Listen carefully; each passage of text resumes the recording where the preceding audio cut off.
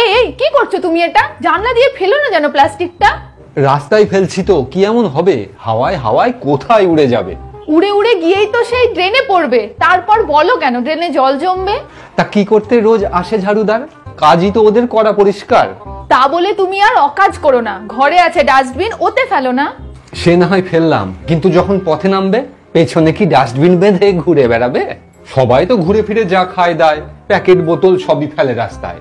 উচিত নয় সেটা, রাখা তো উচিত সাথে, তারপর ফেলো তা নির্দিষ্ট জায়গাতে।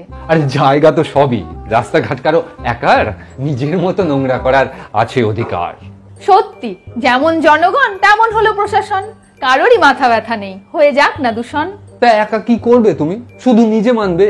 কেউই যখন ভাবে না, কেন তুমি ভাববে? এই তো দোষ, ও করে না তাই আমিও করব না। কেন নিজে থেকে আগে এগিয়ে আসতে পারবো না? তুমি না হয় প্রথম জন, দেখো না শুরু করে, অন্যরাও হয়তো তখন দেবে হাত বাড়িয়ে।